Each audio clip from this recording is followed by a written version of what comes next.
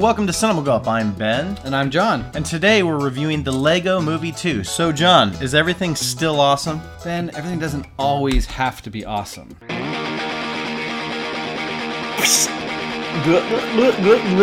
Okay, so John, let's talk about Lego Movie 2 while we build our Lego sets. I just want to play with Legos. I don't give a fuck talking about the Lego Movie 2. I wish I had more figurines, but I do have a construction worker and a motorcycle ninja. Ben, what'd you think of Lego Movie 2? I thought it was okay. It was a decent sequelitis a little bit here and there in the reverse sense of what sequels have become lately, where it doesn't throw kitchen sink. It actually almost adds nothing new, which isn't a horrible thing because the first one's so great. Why kind of mess it up?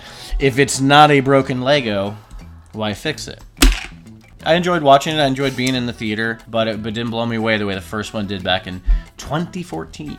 I'm right there with you. Feel the same. There was a high anticipation for this film. It was one of our most highly anticipated of the year, I think, for both of us to some degree. I wish they had introduced more new characters. The first one has so many interesting characters, so many funny characters, ones that stand out even with small screen time. And in this one, there's like one new character that has ample screen time, a couple other minor characters that are in there, but they have no impact at all into the story or into the humor, really, or into the creative side of this film. And all the original characters are back, which is good, and they all kind of, have similar amount of screen time they do in the first one. There's a lot of upsides of this movie. Again, the animation looks incredible. I like kind of what they do with the story at the beginning, the way they kind of started off. There's no spoilers. It kind of started off right where the other one left off, but then it jumps ahead and goes into this whole new kind of setting. And I really liked that opening setting. I was hoping there was a little bit more of that sort of like Mad Maxville. Yes. Apocalypse Town. Apocalypse Town. Yeah, I thought they could have done more with the world building of this film, because they introduced other Lego lands and other Lego worlds in the first film, and we really don't see any of those in this movie. No. And I think that was a good place to take the story, in my opinion. That was definitely one of my biggest knocks on this one, is I just don't think the story was interesting, the direction they took it. If you've seen the original Lego movie, you know how it wraps up and what they do with the story to give it context of where the Lego world really exists. And this film, they go a little bit overboard, in my opinion, of going down that same rabbit hole, showing us a little bit too much of the context of where these Legos exist. And the storyline that features was dull to me. But it did feel like, hey guys, let's do another one of these movies and let's send them into space and have a space adventure. Some of it looks great and some of the adventure set pieces are really fun. Some of the jokes are funny. I don't think it was nearly as funny as the first one, though. Yeah, not nearly as funny. Yeah. So you see where we're going with this. Yeah. It is an entertaining ride, but it's not nearly as good as the first one. Yes, we still had fun with it. I want to point out that they have probably 4 or 5 songs in this film. Yeah. The original had one very memorable, awesome song that'll go all down you in needed. history. And this one recycles that song and adds a couple new ones that just don't hit the mark. They're not catchy the way that they want them to be. If you're blue and you don't know where to go to, why don't you go where fashion sits, putting on the Ritz? If you get nothing out of this review other than the fact that, there's musical numbers, I'm going to stay away. There's 3 or 4 of them in this movie. Yeah. And that's 3 too many for me. 3 too many in this one. There's a new character in this movie played by Tiffany Haddish that I was not a fan of. I did not like her voiceover work. She sounds like she's been smoking for like 55 days in a row before she did her voiceover work. Yeah, I wasn't impressed with her role And either. I like her. And that seemed like that was just the popularity of her over the last few years. That's why they chose to cast her. And they could have picked stronger comedic actress to play that role. Chris Pratt is back, and I do think his performance was better in this one because he's playing multiple characters.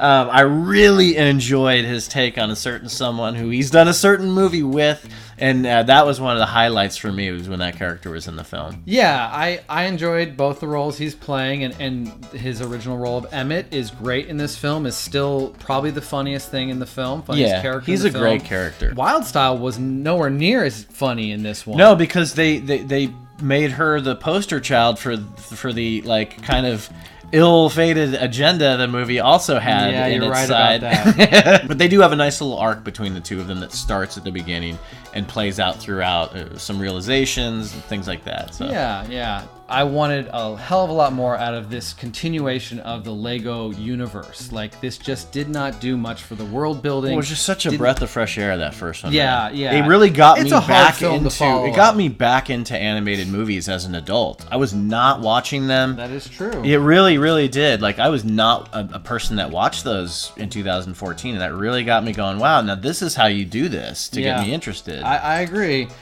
But I thought that the Lego Batman movie was a good follow-up to that film. I think it still brought all the creativity that we loved from that first one. It's a funny Whereas movie. this one, I don't know, maybe because it's the third time around, or really the fourth time with the Ninjago, it's just the creativity is lost on me now. It feels like old hat at this point. Yeah, I kind of agree. But Maybe I it just really wore do itself think out. that Lego Batman, if you watch the evolution of the animation between Lego Movie and Lego Batman Movie, there are things in the Lego Batman Movie that really stand out in terms of the animation. Everything is done with Legos. If you've seen these films, you know that, like, even things like atmosphere in the film are created with Lego pieces. One thing I noticed when I was watching this movie is the first Lego movie, everything happened because they're Legos. The way they moved, the way they reacted, the way everything moved, the way the environment looked. This one, once they kind of go into space, that's not spoiled, it's in the trailers, they don't really need to be Legos anymore. Like, they kind of, I mean, yeah, they still have the limited movements and stuff like that,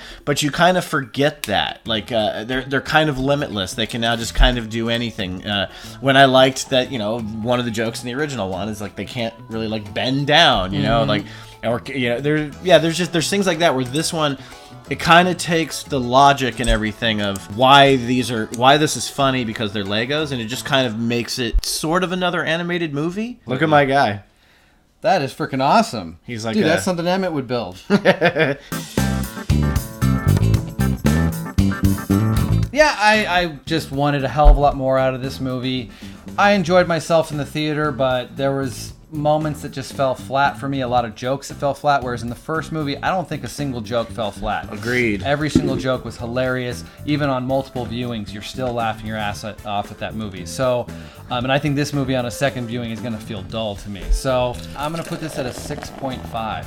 That's pretty good, actually. That's still good. I wasn't expecting that. Well, because the Lego movie still is inventive. This yeah. universe is still interesting and inventive. Yeah, I'm going to give it a 6.5 on the Gulp meter, because it is, you know, the first one was one of my favorite movies of 2014. If we had the show back then, it would have been way up there. I agree with you. I still think it's inventive. I still think it's funny, but I do feel like at least half the jokes didn't land for me. Animation looks great. Chris Pratt's still good in it. I love hearing all those other voices like Charlie Day, and I love that you get a little bit more of the little Justice League. I want to see a Lego Justice League movie. It might have gone higher if they had called this movie Lego Movie 2: The Second Piece. Why wasn't it called that? As always, click like and or subscribe. John, where can they find us? Check us out on Facebook, Twitter, and Instagram. Until next time, I'm Ben. And I'm John. And is everything awesome, John? We smash your cinema. Drink it up! Big Jew nigga, the host with the mostest. Find a nigga up where the dough and the toast is. Jose, I keep it up like posters. Slap the first nigga that plays me the closest. Still drunk, still grabbing choaches. Dark and sneaky like the rats and the roaches. Careful in the way you cats approaches, 'cause player, you more out of shape than